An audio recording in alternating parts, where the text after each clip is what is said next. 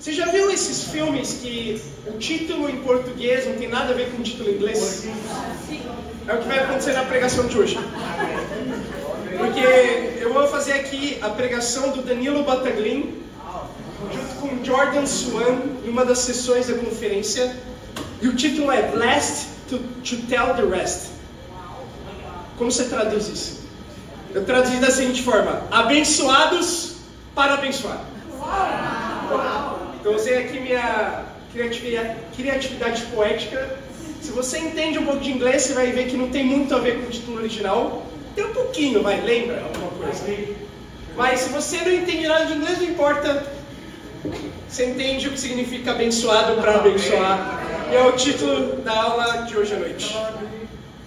Irmãos, pense o seguinte: em um só lugar reunido, pessoas do mundo inteiro, falando diferentes línguas, vindas de diferentes culturas, e você tendo a oportunidade de estar com todas essas pessoas em um só lugar.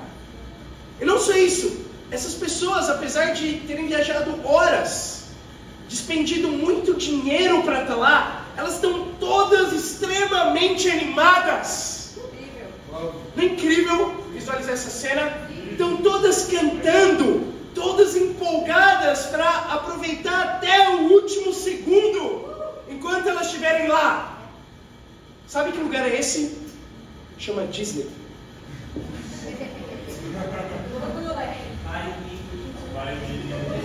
Chama Disney. Então pessoas do mundo inteiro empolgadas, cantando, diferentes culturas, na verdade, Disney.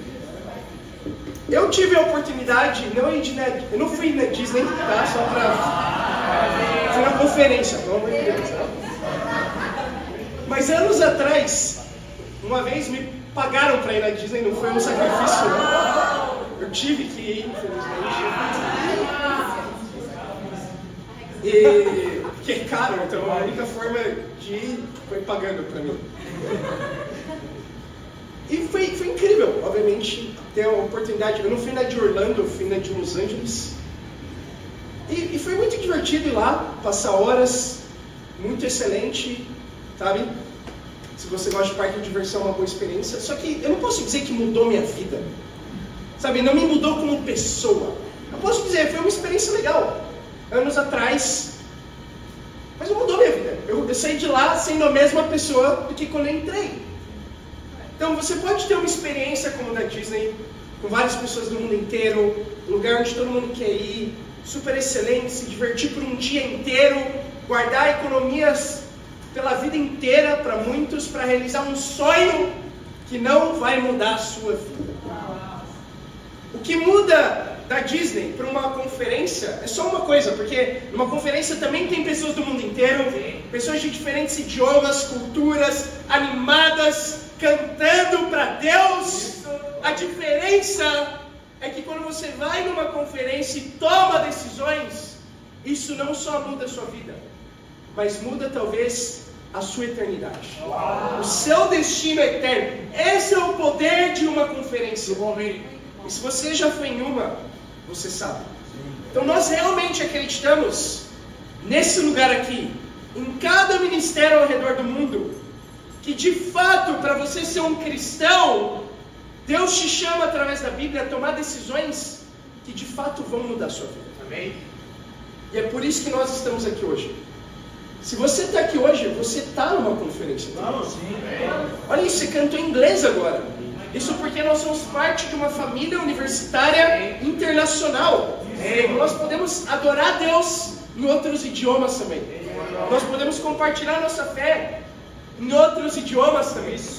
Nós temos pessoas aqui de outras nacionalidades. Porque o alvo de Deus é que cada pessoa no mundo inteiro possa ser abençoado para abençoar. E é por isso que Deus nos abençoou essa noite, de estarmos aqui como família, aprendendo da Bíblia juntos, cantando, tendo um convívio. Nós recebemos todas essas bênçãos, e a Laís ainda mais. Não simplesmente para guardar essas bênçãos para nós mesmos, mas para poder abençoar outras pessoas, para que elas possam ter aquilo que nós temos hoje. Eu tenho 2 pontos bem simples para nós essa noite. Primeiro ponto: abençoados para parar de reclamar. Já dá para saber que a aula foi do Danilo quando começa forte a coisa. Vamos comigo em 2 Pedro 1. A realidade é que, ainda que você nunca tenha ido para Disney, talvez esse seja o seu sonho, ou nunca tenha ido numa conferência para fora do país, ou nunca tenha ido numa conferência, você é muito mais abençoado hoje do que você imagina, mesmo sem essas coisas.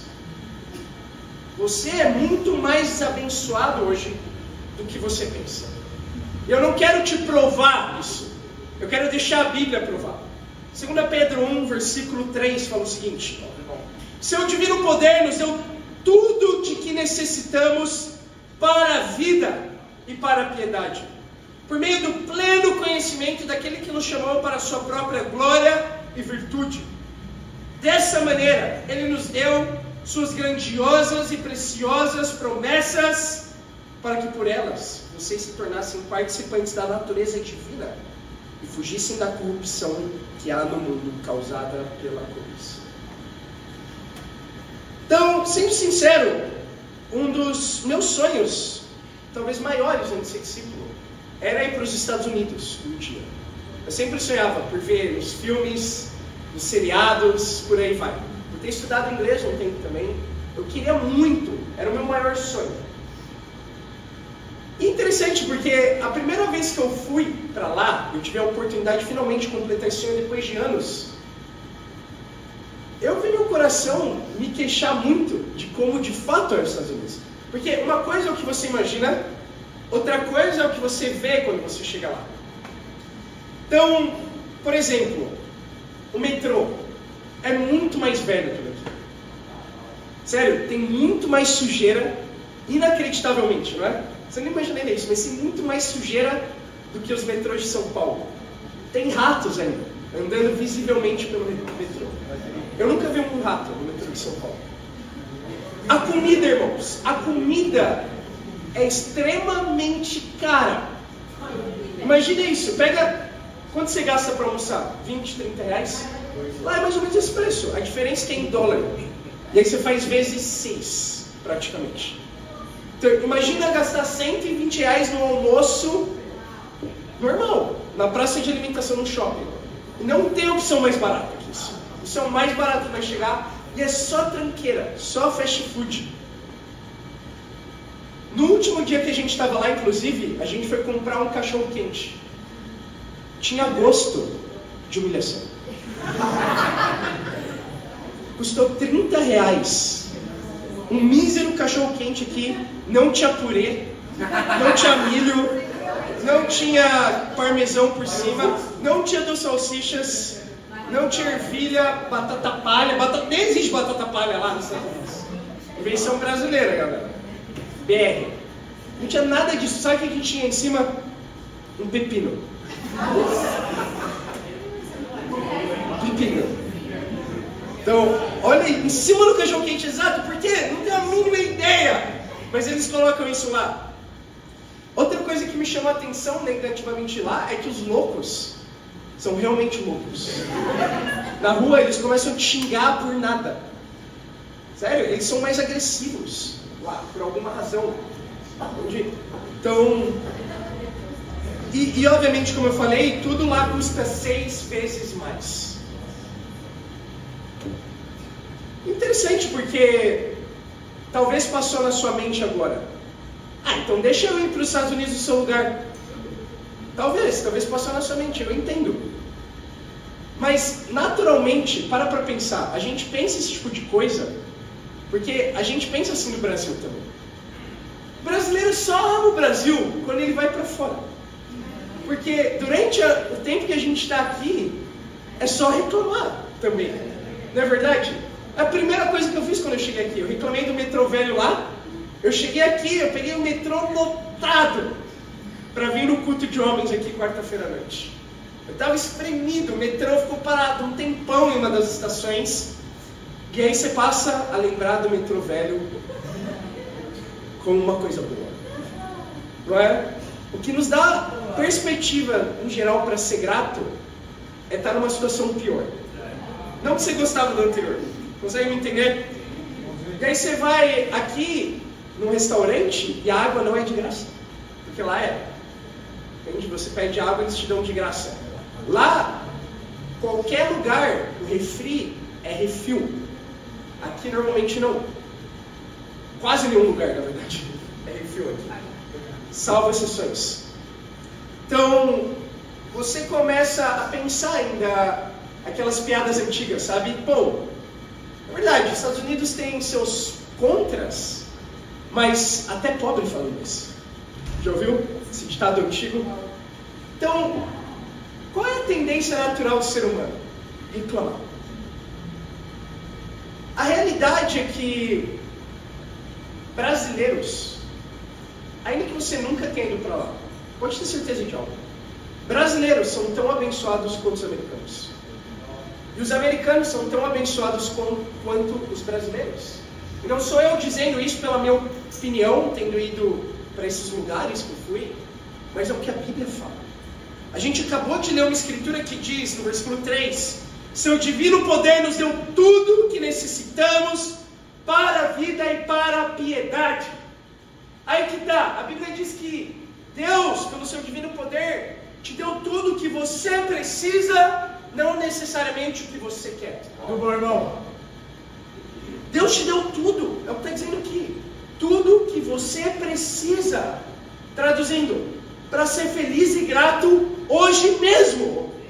Quer você tenha ido para lá várias vezes, quer você tenha ido para outro lugar várias vezes, quer você nunca tenha saído da zona leste de São Paulo, talvez foi sua primeira vez hoje vindo para o devocional. Não importa. Nós entendemos isso, que nós como discípulos somos abençoados, não pelas experiências de vida que nós temos, não pelas culinárias e culturas diferentes, os lugares que nós fomos visitar, porque talvez antes de ser discípulo, esse era o seu ideal, esse era o meu pelo menos. E no reino, nossos sonhos não são mais os sonhos de antes, não são os sonhos mundanos, vazios, que uma vez que você atinge, você só tem ainda mais razões para reclamar. Como discípulos não. Independente de tudo, nós temos todas as razões do mundo agora para sermos felizes e gratos pelo tanto que Deus tem nos abençoado. Amém, muito bom, amém. E a razão da bênção de Deus, é o que fala no versículo 4, fala que Deus nos tornou dignos de sermos participantes da sua natureza divina. Então, se você é um discípulo de Jesus, estudou a Bíblia, se arrependeu dos seus pecados de impureza sexual no mundo, pornografia, masturbação, se você se arrependeu das mentiras, se você se arrependeu do egoísmo, do orgulho, e começou a compartilhar a sua fé com outras pessoas de verdade, isso significa que após o seu batismo, você se tornou participante da mesma natureza divina do próprio Deus. Você é um ser divino agora, porque você carrega um dentro de você. É o Espírito Santo de Deus. Não é incrível isso, irmãos? Nós não temos hoje todas as razões do mundo para nos considerarmos as pessoas mais abençoadas da face da terra. Você é mais abençoado hoje que o Jeff Bezos, o homem mais rico do mundo, talvez, ou um dos mais ricos. Isso muda de tempos em tempos. Entende? A Bíblia diz que nós temos uma riqueza que é imperecível. Ainda a riqueza do homem mais rico um dia vai perecer. Um dia vai ter um homem mais rico que ele. Ou um dia ele vai morrer e vai perder todo esse dinheiro que ele acumulou ao longo da vida. Mas nós não. Nós temos a maior bênção de todas, a esperança de um dia estar nos céus com Deus. Eu quero te dar um desafio hoje. Vamos. Agradeça cada tempo de oração. Comece seus tempos de orações, na verdade, agradecendo. Porque a gratidão é como um músculo. Quanto mais você exercita, mais grato você é. Mais esse músculo cresce. O ponto é, precisamos exercitar. e na contramão do mundo que nos ensina só a reclamar, e a reclamar de tudo e de todos, como discípulos não mais. Nós começamos o nosso dia com as nossas orações, e nós começamos as nossas orações agradecendo. Agradece, faz disso um mantra na sua vida. Agradeça, e quanto mais você agradece, mais abençoado você percebe que você é. Então, não tem como abençoar outros, e é disso que nós vamos falar no segundo ponto, se você não perceber primeiro quão abençoado você é. E todos nós aqui somos muito abençoados. Segundo ponto, abençoados para anunciar. Vamos comigo em Neemias 1, versículo 1. Neemias 1, versículo 1.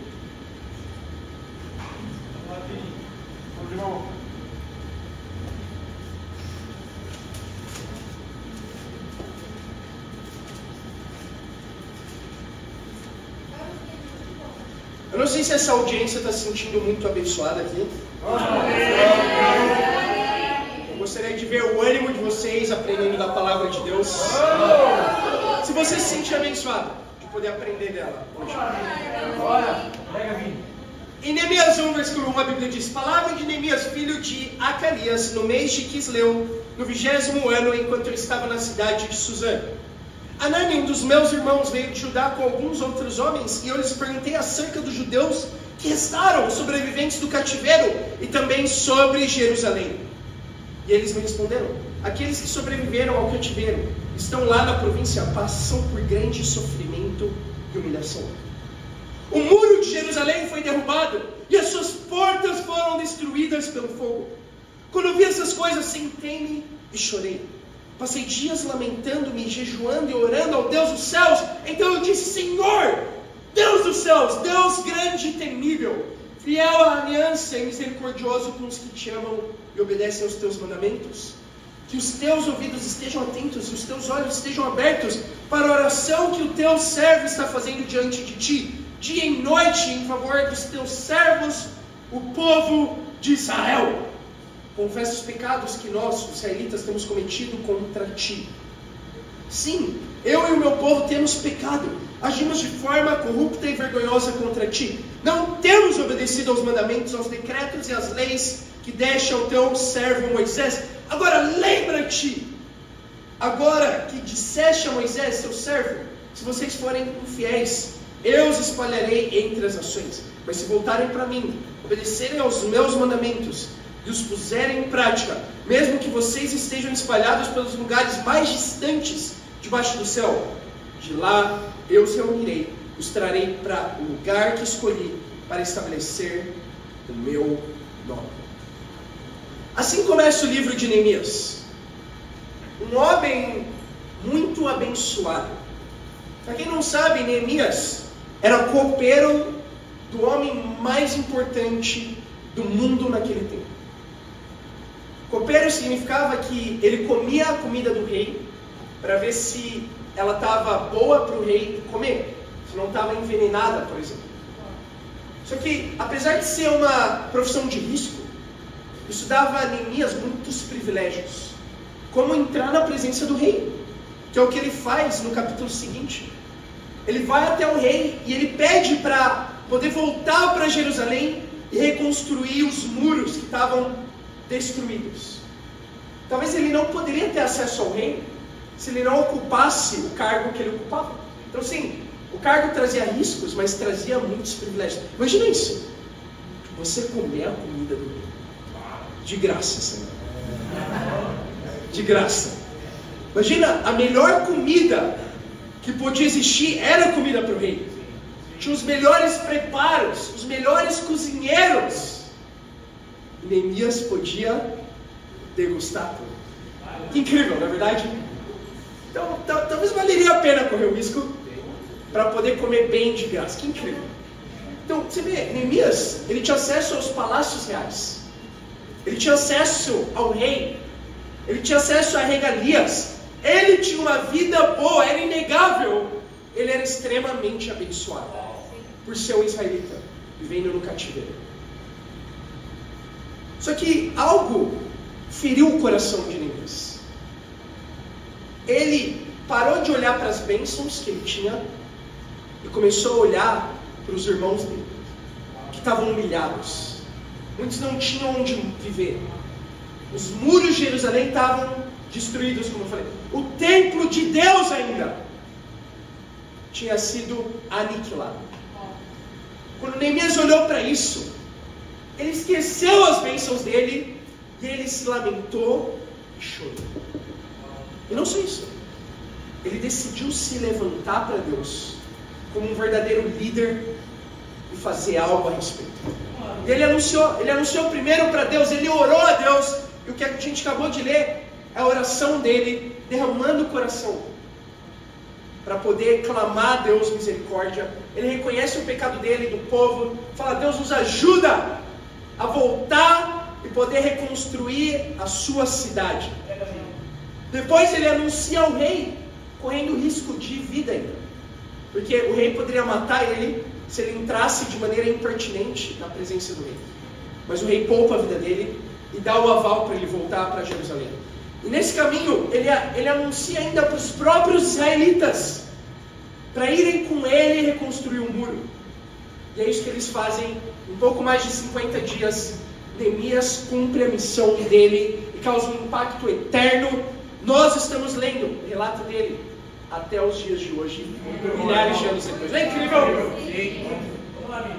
Ele entendeu que as bênçãos dele não serviriam de nada se ele não se levantasse para Deus e fizesse algo com tudo que Deus deu para ele. Verdade. Entende? Ele não teve um coração egoísta, como poderia ter, de querer as bênçãos de Deus só para ele. É isso que nós vemos no mundo religioso, não é? Na verdade, as pessoas buscam as bênçãos mais do que o próprio Deus. Deus é só o provedor das bênçãos. Enquanto Deus está me abençoando, eu quero estar perto de Deus. Agora, enquanto eu já estou abençoado o suficiente e não preciso de nenhuma outra bênção, então eu não preciso de Deus. É assim que funciona. O relacionamento com Deus no mundo religioso, e muitos de nós vivenciamos isso, é só uma relação comercial. É só isso. Agora, quanto te aflige perceber que hoje os muros do cristianismo foram derrubados? Para muitas pessoas não tem diferença entre ser um discípulo verdadeiro de Jesus, que prega a palavra, e só alguém que se denomina um cristão, mas vive como qualquer outra pessoa no mundo. Então isso precisa nos deixar indignados, irmãos. Como Neemias também ficou. Isso é motivo para que hoje a gente se lamente, a gente chore, mas também decida se levantar e fazer alguma coisa. Todo mundo falou. Agora, precisamos entender que anunciar implica renunciar. Neemias renunciou à posição dele. Ninguém pediu para ele fazer isso. Ninguém pediu para ele ir para Jerusalém. Ninguém pediu para ele anunciar. Ninguém pediu. Mas esse é o ponto. Quando um homem e uma mulher de Deus percebem quão abençoados eles são e quão caótico é o mundo ao redor deles, quantas mais bênçãos você precisa levar para o mundo, que de bênção não tem nada. O mundo está amaldiçoado agora, essa é a verdade. Quando você repara isso, que Deus te deu muito, e o mundo não tem nada agora porque não tem Deus, é inevitável você renunciar ao que você tem para anunciar. Isso é o que vai te fazer ser uma bênção para as pessoas do mundo. Isso é ser abençoado para abençoar. Que é o título da nossa pregação de hoje. Ninguém mandou Neemias se levantar, porque ele constatou o óbvio. Existe uma necessidade, Deus me deu muito, é hora de eu fazer alguma coisa. É a mesma atitude que Pedro teve em Atos 2. Ele se levanta entre os 11 no dia de Pentecostes, quando o Espírito Santo desce em Jerusalém. Ninguém falou para ele fazer alguma coisa aí. Ele tomou a atitude de se levantar, porque ele entendeu: eu fui abençoado esse tempo todo de poder ter caminhado com Jesus esses anos, aprendido de Jesus, e agora é a hora de abrir a minha boca e fazer alguma coisa a respeito. Então esse é o ponto que talvez alguns de nós têm demorado para entender ainda. quão abençoado você é de ter sido convertido universitário. Se você é convertido como universitário, implica que você foi convertido jovem. Pensa quanto pecado Deus te poupou. Seria bom ser convertido ainda aos 40, 50, 60, 70, 90 anos. Mas pensa ter vivido uma vida inteira nas trevas. Deus não, Ele te deu o privilégio de ser convertido muito jovem. E às vezes nós nos pegamos ainda reclamando com isso, como, mas eu não tenho tempo que os meus colegas de sala têm para estudar para as provas. Então, peraí, deixa eu ver se eu entendi. O fato de Deus te salvar é o problema? O fato de Deus te dar um propósito, tirar uma vida vazia e te dar um propósito agora, esse é o problema. Era melhor antes a vida vazia. Então, quando a gente começa a se dar conta que o que a gente tem é único e é precioso, anunciar é a única opção. Por gratidão. Na verdade, se levantar para começar a liderar é a única opção. Se todo mundo aqui dessa sala agora fosse um líder de bate-papo, a gente não teria líderes ainda suficientes para alcançar todos os universitários de São Paulo. Então, é imprescindível que cada um aqui se levante rapidamente. Ao invés de esperar alguém te chamar para liderar um bate-papo, ninguém me chamou. Bem-vindo ao mundo de Neemias. Bem-vindo ao mundo de Pedro. Entende? Eles entenderam a necessidade, entender a necessidade já é o chamado. Algo que me impactou da conferência foi ver um casal sendo apontado, uma evangelista e conselheira de mulheres. E o irmão que apontou ele para esse cargo falou o seguinte: hoje, olhando para ele, hoje não é o dia que você se torna um evangelista, porque a verdade é que você já tem sido evangelista há muito tempo.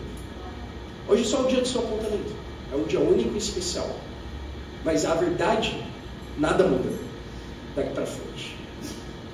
Esse é o mesmo coração do Danilo, quando ele fez essa aula. Ele lembrou de anos atrás, quando ele estava aqui no Ministério Universitário de São Paulo também, junto com a Carol. E o Danilo era o irmão que mais servia naquele tempo. Entende? Ele era a referência para a gente, porque foi o primeiro batismo universitário desse ministério. E obviamente ele era super proativo.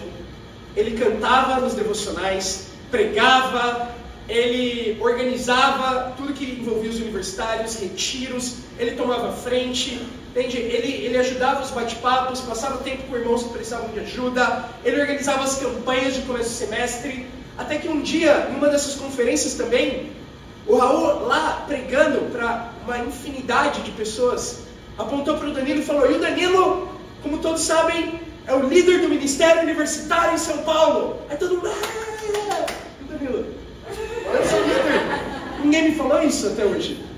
Mas você vê que incrível? E ele falou: tá bom, então parece que eu sou o líder, né? Então nós lideramos. Foi aí que ele descobriu, depois de fazer por muito tempo o trabalho. Você vê, às vezes a gente espera um título, um cargo, um apontamento para a gente começar a fazer alguma coisa. E a realidade é, você não precisa disso. Nem eu, nem ninguém. O que você precisa é entender o quão abençoado você é. E uma vez que você entende isso, você começa a viver independente de qualquer outra coisa. Você começa a dar seu coração, você começa a servir do que precisar servir. E aí um dia, talvez, quando alguém te der um título, um nome, um apontamento de qualquer coisa que seja, nada vai mudar. E é muito bom que seja assim, para falar a verdade. Porque a gente não está buscando isso por uma ambição de querer ser visto por pessoas, mas sim por gratidão, para poder honrar o nome de Deus. Amém, irmãos? Então é isso. Em conclusão, eu só espero hoje que você saia daqui certo de uma coisa: você é muito abençoado, tanto quanto eu, tanto quanto qualquer americano, tanto quanto qualquer pessoa que decidiu viver uma vida totalmente comprometida para servir a Jesus.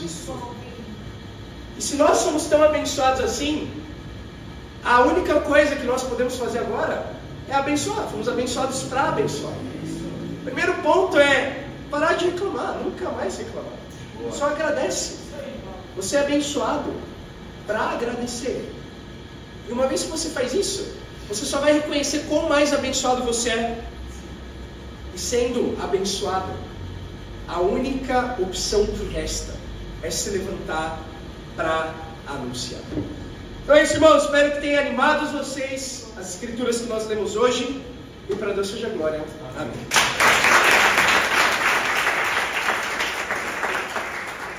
Para terminar, eu vou pedir para o Gabriel abrir uma enquete agora no grupo Convictos.